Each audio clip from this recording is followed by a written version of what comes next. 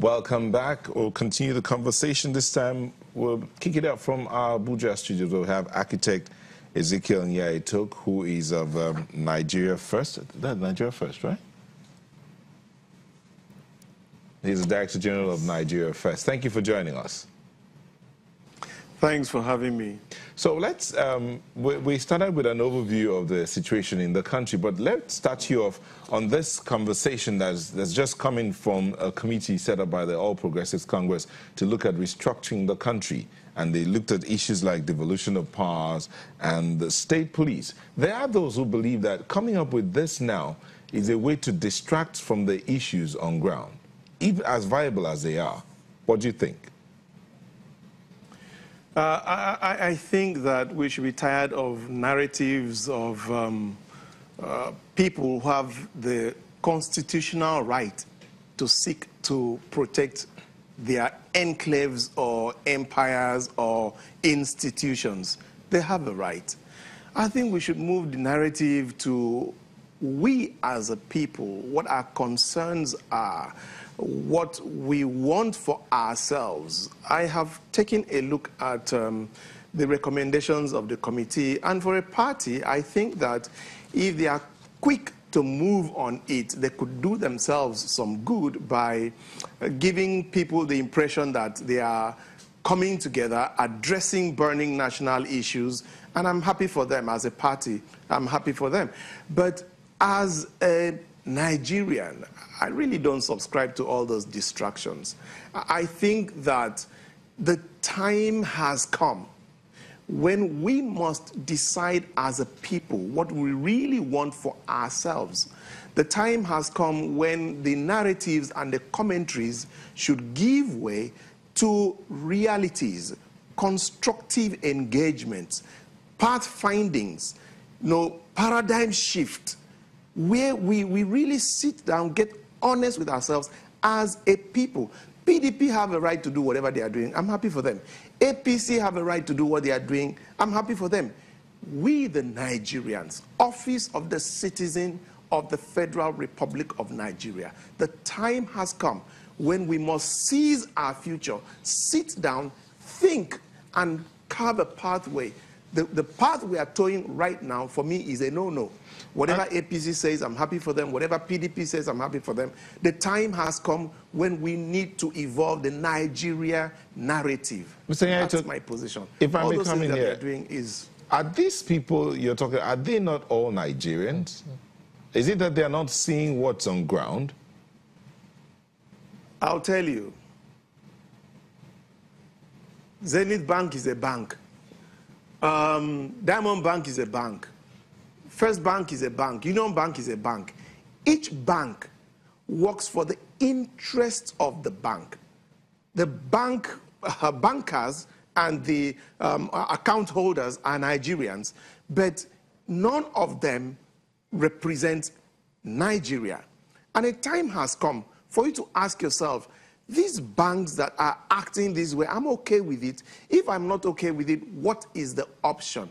They are Nigerians, but they are a section of Nigerians. They are parties of Nigerians. They do not, they represent none of the parties. None of the parties. I've been with the parties at the highest possible level. For me to have been the chairman of the Ward and Local Government Congress Committee of the PDP to Borno State, the Ward and Local Government Congress Committees are the structure, molding mechanism or instrument of the party. And for me to have been responsible for one of them in a state in the Federal Republic of Nigeria means I had occupied probably one of the highest positions outside of executive in a party. And I'm not just talking of a party, I'm talking of the PDP. For me to have moved to have become the national chairman, pioneer of a party that your institution rated as one of the fastest growing means I understand what party politics is. You represent your interest, you protect your interest, you try to see how you can, gain an advantage over others, and sometimes unfairly so. But we are saying that the time has come when there should be a paradigm shift, where there should be a conversation about Nigeria by the generality of Nigerians. I'd listened to your earlier discussions on the memo, the press release, I'm told it's not the letter, the press release by the former president.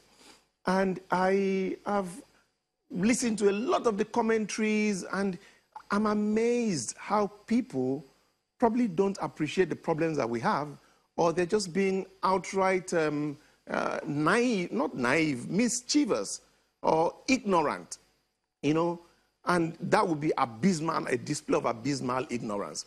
Now, your child is on a theater bed. Your child, there's a major surgical operation to be carried out. And you as a father start to ask, where is that man from?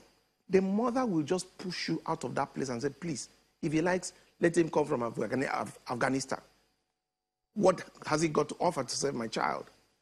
I think the time has come when we should play down on the person who brought the message and listen to the message. And if it is trash, we throw it out. If it makes sense, we take it. Now, that is on one side of it. I have sat down and analyzed the message very well. And let me bring out two things about the message. That message isn't an original message. It is a message that has been on ground long time ago, needed a voice. And if I say something, with all due respect, it will never carry the weight of what former President Obasanjo would have if he made a statement. And God, in his infinite mercies, brought that man to make that statement, and it has become a national discourse. More than any other thing that has happened, from even restructuring, his message has resonated more than the issue of restructuring. You don't think there's such a voice? You don't think it's now a that distraction? The voice has brought the message. Actually, you don't think it's a distraction? How could it be? How could an answer be a distraction? It is an answer to our problems. It's telling us, Nigerians, wake up, sit up, look at your problems, analyze your problems, come up with a reasonable solution. And you call that a distraction? For goodness sake, there couldn't have been a more patriotic statement as of today. And you see, that man is a principality. I'm saying that probably from a positive perspective. Is, you know, within the celestial hierarchies, when you're a principality, you are one that cannot be ignored with a wave of the hand. I don't know how he does it, but trust me, he knows what to do. He knows when to do it. He knows how to do it, and he's done it. And in this case, he's held me as an individual to carry my voice and put it on a loudspeaker and enlarge it, to carry the yearnings of Nigerians. I want people to tell me 1, 2, 3 things that he said that is absolute nonsense or rubbish. On the other hand, I think he's thrown one of the biggest challenges to those of us that call ourselves professionals, those of us that say politics is a dirty game. Let me shock you a little bit today. That's the worst statement you can make. Politics is a mirror. It shows you who you are. If you're a thief, you're a thief. If you're an honest man, you're an honest man. If you have integrity, you have integrity. Politics never makes you. Politics reveals who you are to you. Because there have been, okay, let me ask, who is more a politician than a man that has run presidential campaign on 3 occasions and now the 4th? But we call him a man of integrity.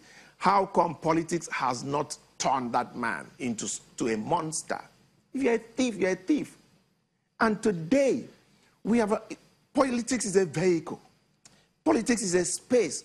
We have allowed a certain class of people to board that vehicle, and we stand outside, and that vehicle is what takes you from one destination to the other. And he says, gentlemen, Nigerians, right-thinking people, are you okay with this? Why don't you initiate a process of boarding this vehicle? You know, people go on with the issue of, you know, what he's putting up is supposed to be what cannot take part in politics. That's just another display of, pardon me again, abysmal ignorance. Okay.